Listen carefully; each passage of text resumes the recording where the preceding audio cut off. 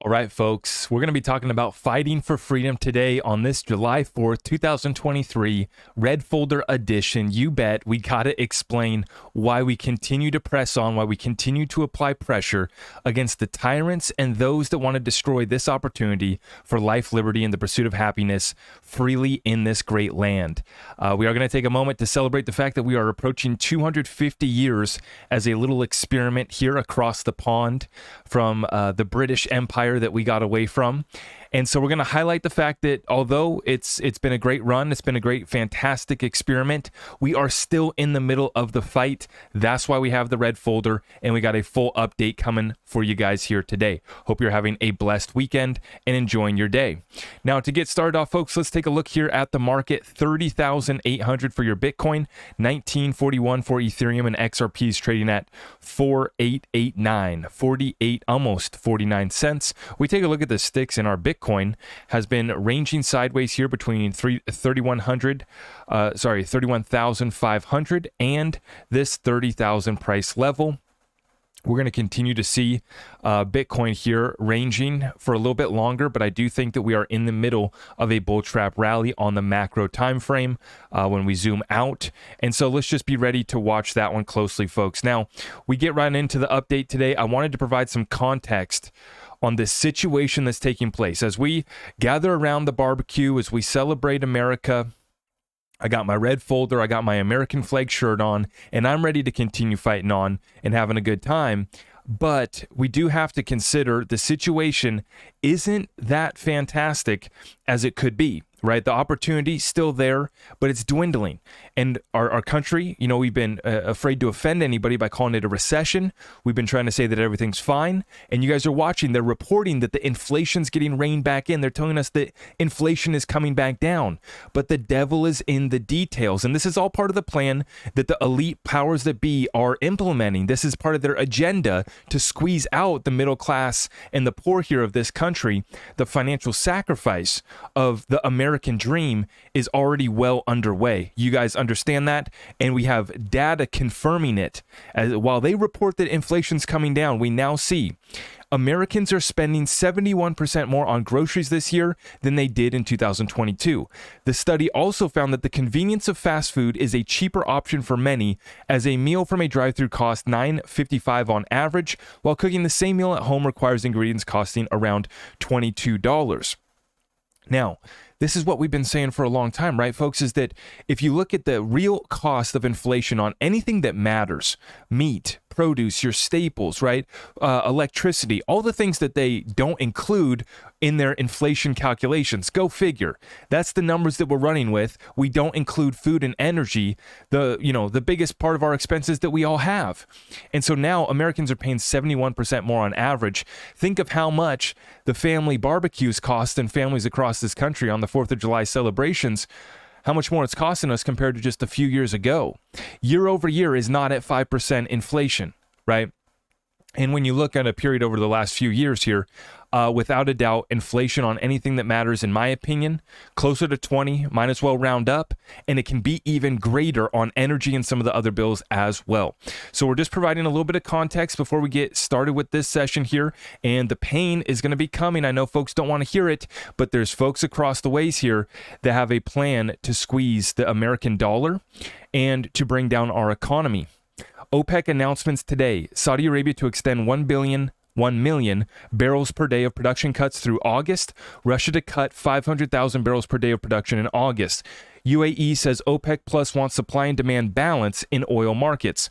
OPEC is not messing around, and this is what we're seeing here. Saudi Arabia, they are cutting the production here, and this just so happens to come, must be a coincidence, that this is right after crude oil prices fall into the $67 to $70 per barrel range that the U.S. wants to refill the Strategic Petroleum Reserve.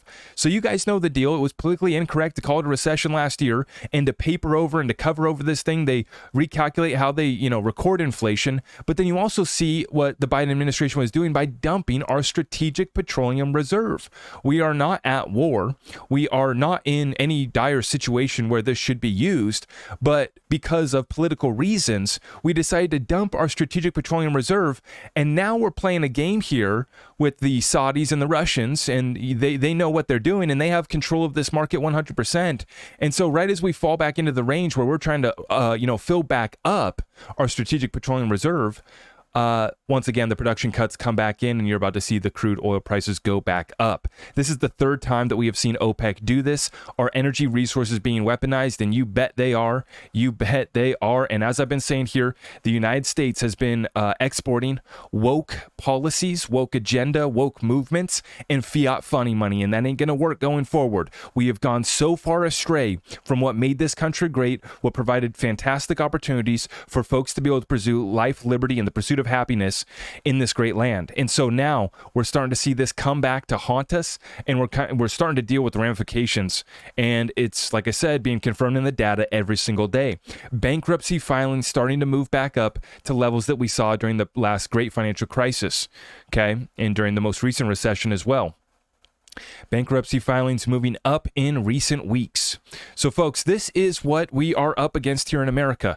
We're going to have a good time today. Hope you guys are enjoying the barbecue, the beer, the fun, and just taking a moment here to understand that we're going to have some fun here today. Enjoy the 4th of July, set off some fireworks, but it's time to get back to business, America. It's time to start building again. Time to take control back to the people, right? I'm going to get into it here. We have 3-letter agencies, bureaucrats, and a bunch of morons running this country. And then on the higher level, see, on the bottom base level of this whole pyramid scheme that we're up against, at the base level, you have doofus morons that are just bureaucrats and enjoy their nice, fancy, fat check. Up above them, the powers that be that are giving the orders, these are the folks that are just pure evil. Absolutely pure evil. And so we're going to get into it right here, folks. We have weaponized regulators against the American people. We have an economy that's getting squeezed out, and we have a dollar that's losing its reserve currency status. Let's enjoy the barbecue today, folks, but it definitely is time to get back to work. Now, I will never forget this. If you recall back here in 2020 on July 4th, that is when the price of gold was $1,776 per ounce. Silver was at $17.76 per ounce, $17.76. And the price of XRP, if you can recall the tears that we were shedding back at this time, right, was 17 cents for XRP, 17.76. All three of the suppressed assets that are going to be used to set up and run this new financial system, reset, restructure, revalue. We got to peg it back to something. We got to understand where the real value's at. OPEC playing their role with the energy and the resources that have been weaponized. But then you also see that our dollar has been weaponized, right?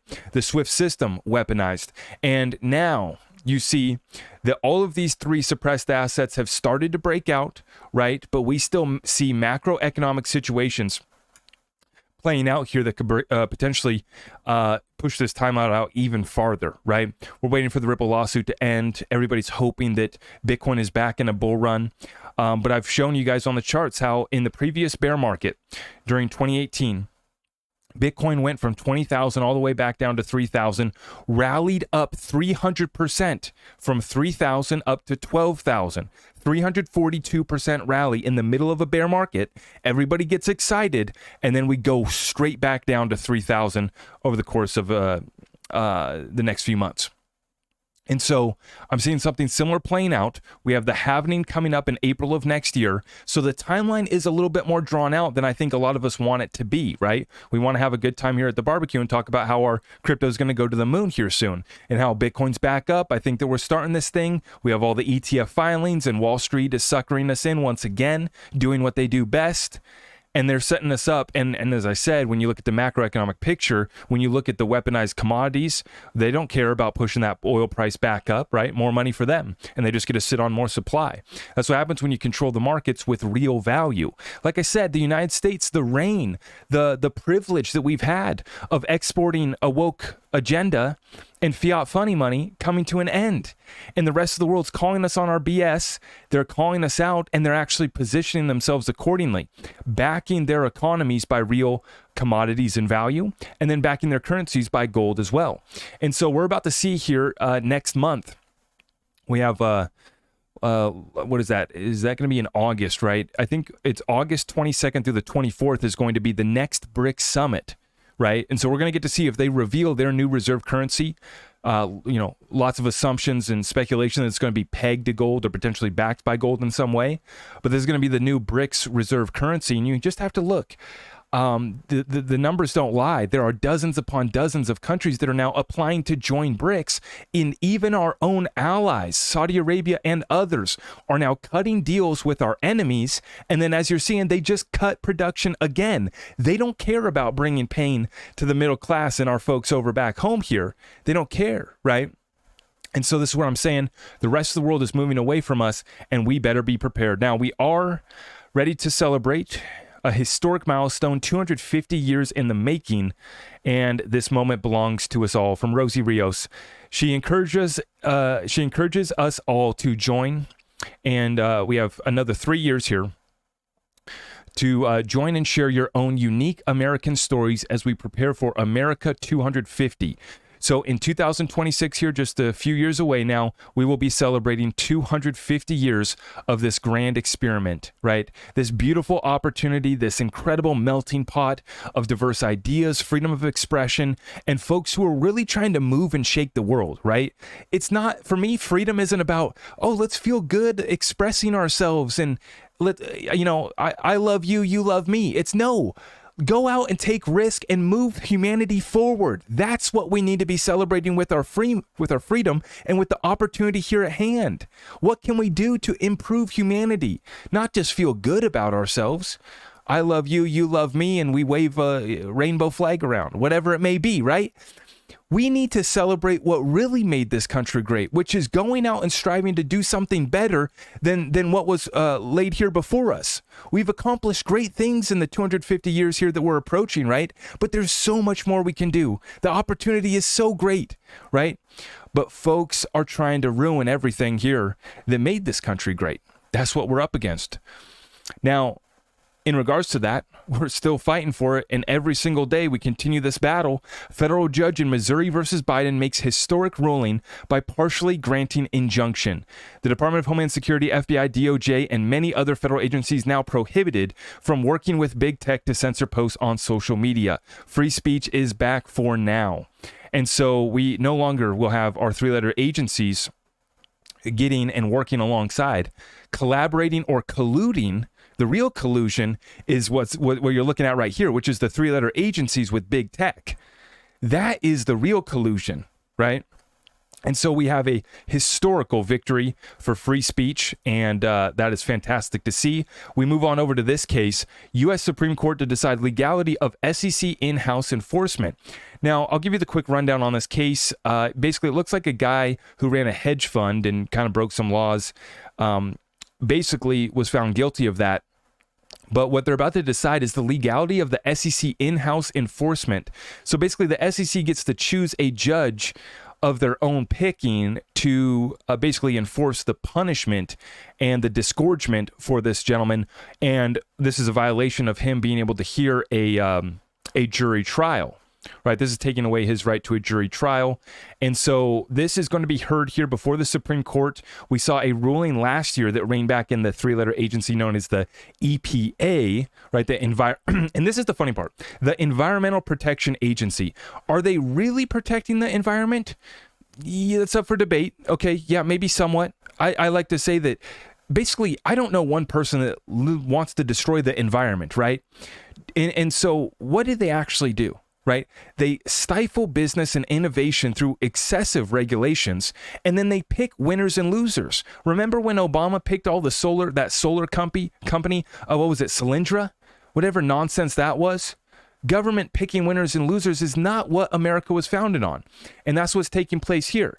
And then with the three-letter agency known as the SEC literally trying to pick their own judges to be able to enforce this, it's not legal. It's not legal. Doesn't mean that gentleman in that case didn't commit, a crime or whatever he was actually found guilty of. But you have to understand that this has gone way too far with all of these three-letter agencies. Finally, the Supreme Court is starting to rein this deal back in and say, wait, hold up. The legislature is the one that's supposed to be writing and putting these laws into place and passing legislation. That's where we get clarity that we're still waiting for on crypto, right? It's supposed to come from the legislator. Now, when we're trying to look at the scale of what has to get reset, restructured, and revalued, folks, it is massive. And folks ask, I've been waiting for this day to come. I've been waiting for this time. I'm tired of waiting. When is something going to happen? Folks, this stuff takes time. And so when I shared the post by, speaking of Gary and the SEC, they put out a post this week and they said, rest in peace, LIBOR. LIBOR is the London Interbank Exchange Rate that has been used by the banking system and for servicing debt contracts for years, right? This came to an end on June 30th. And so the SEC, good guy Gary Gensler being the chairman, he actually said that he started this process over 15 years ago when he was the head of the CFTC. So when we put that into perspective, that this change, these battles, these wars can literally take over a decade, right? Now, this isn't a war. This is just a transition on how business is conducted. But it was discovered during the Great Financial Crisis that the manipulation of these rates has been going on, which, thank you, Mr. Obvious, for telling us that the banks are manipulating the market. We know that very well. JP Morgan getting caught rigging precious metals and many more. So when I tell you that the banks were manipulating the exchange rates on these rates for loans, it's a no-brainer, right? It's very obvious. And so this is coming to an end, but the point that I'm trying to make here is that it took 15 years for this battle and for this reset restructuring to actually happen. But how big is it? What is the scale of this? It is hundreds of trillions of dollars of worth of contracts that are now going to be set up for renewal and that have to be readjusted. The last LIBOR contract ends in less than 48 hours. Well, this was shared on June 28th. June 30th was the final day. So this day is coming past, folks. And you have to look at this. 74 trillion of this debt was maturing in June. So 74 trillion is already matured and is up for renewal. And then 223 trillion is currently outstanding. And this is shared here by Yogi Bear XRP. He says, not my document, but the New York Fed. So this is a document from the New York Fed where they're talking about the scale of this literally being at almost $300 trillion that is going to be currently outstanding and that expired already. So these are new contracts. The banks will no longer be able to rig them, hopefully under the new system, which is the SOFR. Okay. And so we're going to see huge transitions taking place like this over the next decade. It is here. It is happening. And we have to continue fighting for this because the powers that be are trying to dress up these ways of resetting and restructuring and revaluing, but it's the same old, right? What I'm about to show you too in the next example is how I'll just save it. I'll get to it, right? But if they had their way, it would be one world currency, one world religion, one world people. You stand for nothing. You ate crickets. You ride your bike. You live in a 15-minute city. You do what you're told and be a good little slave, right? And then when they get caught, and then 15 years later, we finally adjust how we do just the rates on our loans, right? Something that we would think that wouldn't be that big. The scale is massive, 300 trillion. But this is all just part of this reset that we're talking about. And like I said, if we don't fight, if we don't push right now and stay focused on this stuff, they're going to get their way. Right? They're going to pretend that they saved us. Good guy Gary Gensler is going to come out and pretend to save us. As he said, R.I.P. LIBOR, as he claps along, and we should celebrate him because he was at the CFTC, now he's at the SEC, and he's protecting us every single day. Just like the Environmental Protection Agency, you have the Securities Exchange Commission, which its duty is to protect investors. Who right now is feeling protected by good guy Gary Gensler and the SEC? Absolutely nobody, right?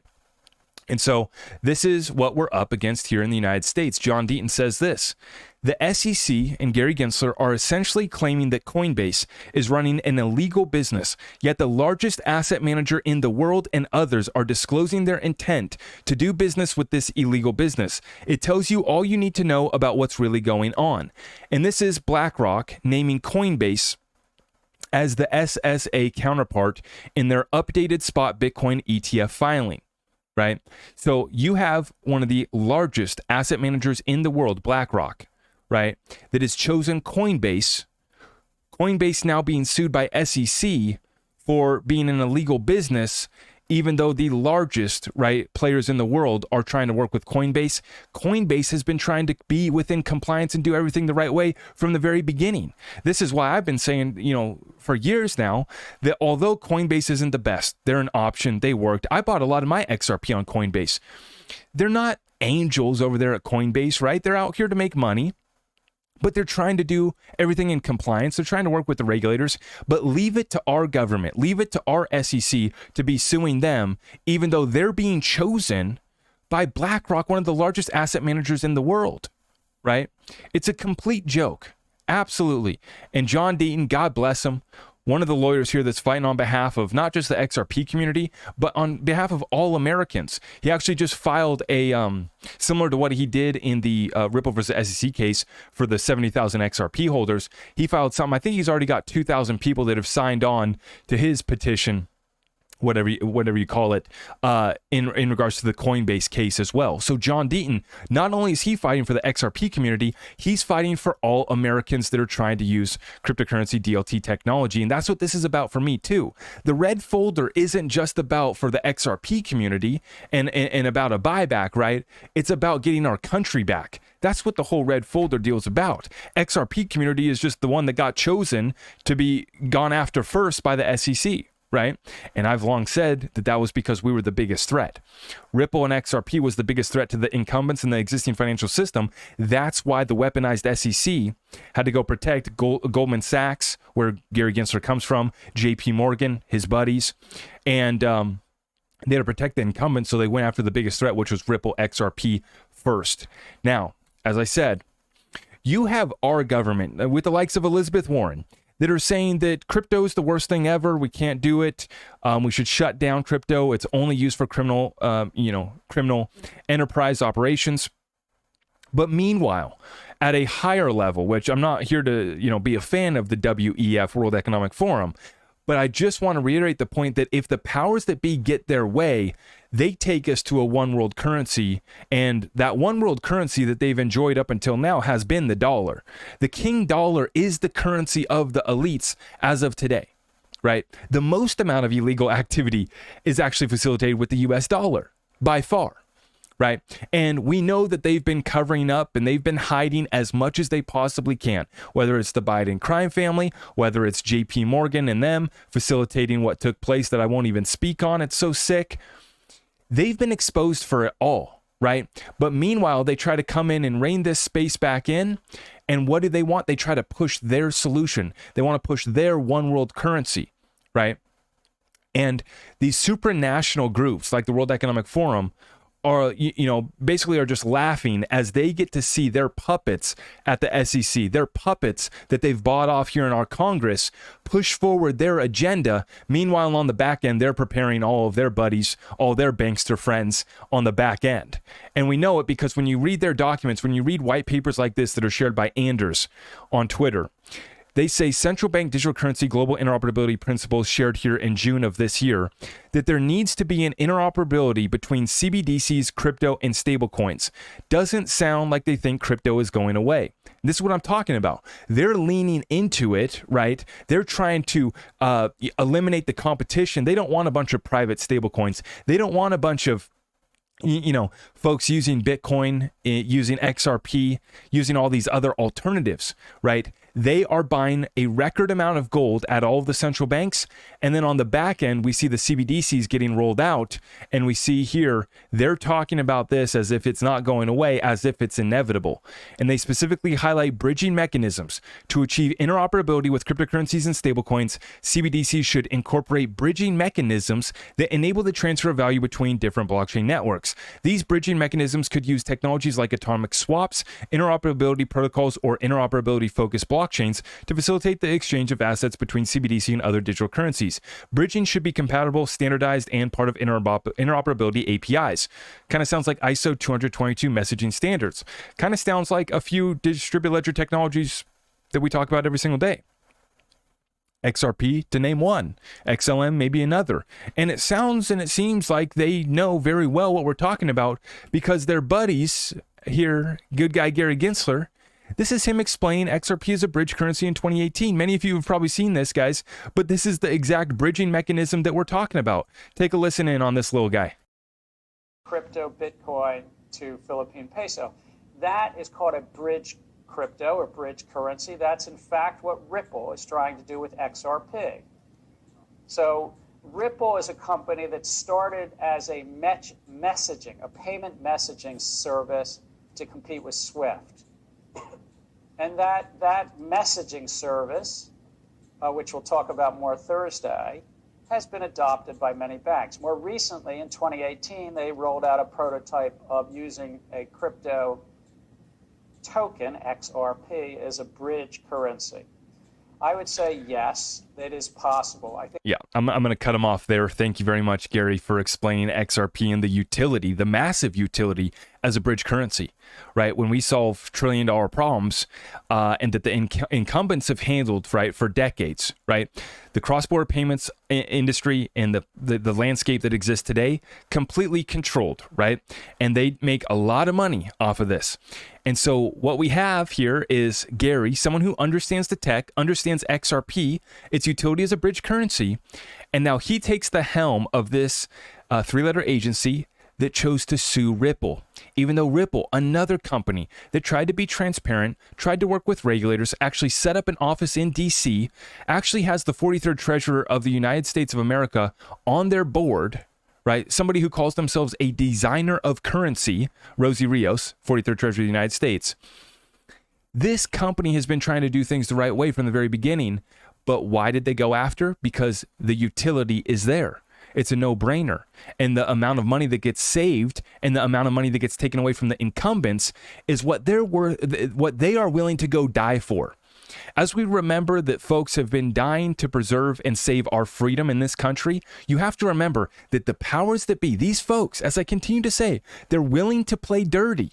They're willing to die for this, right? You got billions upon trillions upon hundreds of trillions and literally quadrillions on the line. Some of you maybe have never even heard the term or number quadrillions. It's so massive. But that's literally what's on the line, okay? And so we put in Jay Clayton on his last day in office as the chairman of the SEC. He decides to file this lawsuit against Ripple. 2 years ago, the lawsuit seems staged to me because when you have Jay Clayton, someone who understood this, we've now exposed them through the Ethereum Alliance and the whole timeline, right? We've exposed all of this with Bill Hinman, what took place with the Ethereum free pass speech, and it's very clear. They knew what it was. They know that there wasn't that strong of a case, but they went after them anyways. And they haven't settled up after 2.5 years, right? Because they're trying to not only go after Ripple, they're trying to go after the XRP community as well. That's why we have the red folder.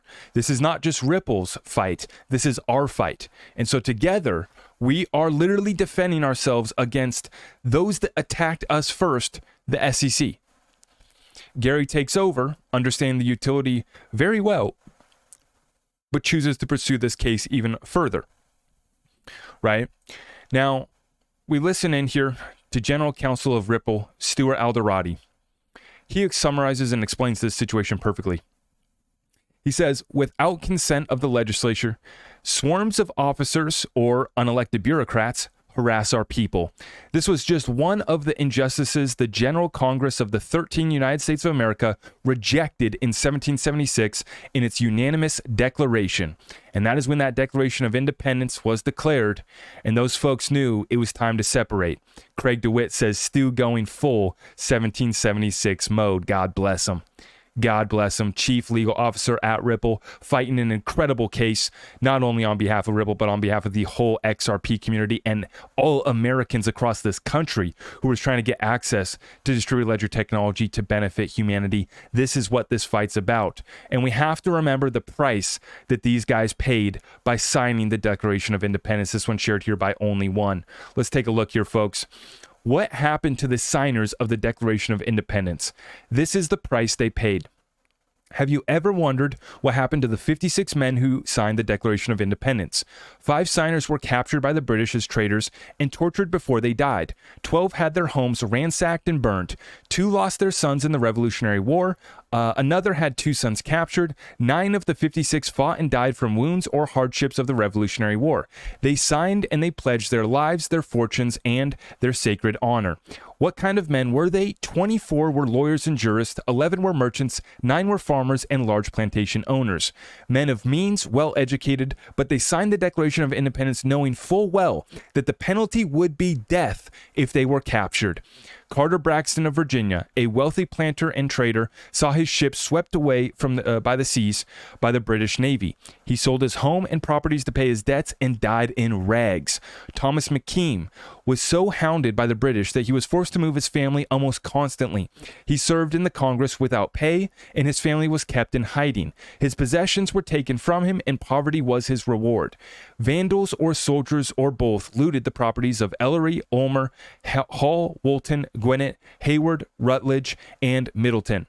At the Battle of Yorktown, Thomas Nelson Jr. noted that the British General Cornwallis had taken over the Nelson home for his headquarters. The owner quietly urged General George Washington to open fire. The home was destroyed and Nelson died bankrupt.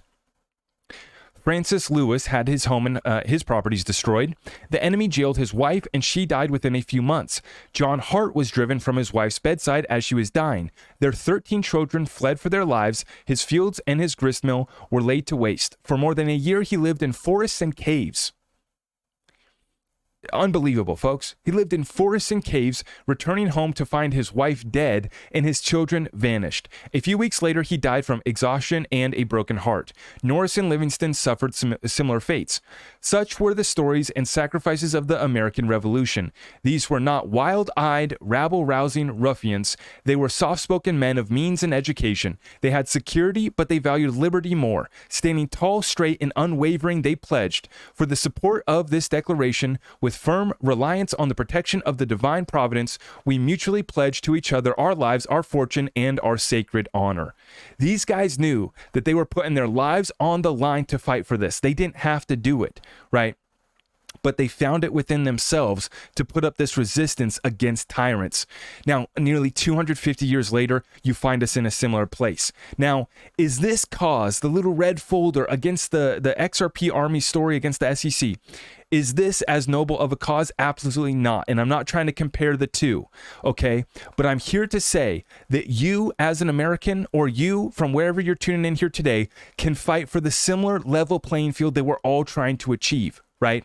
Whether you're in the XRP community or not, whether you're into crypto or not, you have to understand what we fought for nearly 250 years ago has come around full circle here once again to come in and reign. Now, remember, not only have they taken the taxes to levels that are just absurd, they've taken the regulations there, and they stifle true innovation that is trying to take place in this country, entrepreneurs and capitalists that are trying to move the world forward. So it has come to a time where I knew that we were going to have haters. People were going to be mad, right, for talking about the buyback, for having the red folder sessions. But as I said, it was never about a buyback. I don't want the Fed to buy back my XRP. I want my country back. And I had to take and make the decision to go talk with lawyers about protecting my assets, protecting my property, because we are under attack by folks that are acting so un-American as unelected bureaucrats that have grown way beyond what the initial creation was intended to be in some of these three-letter agencies.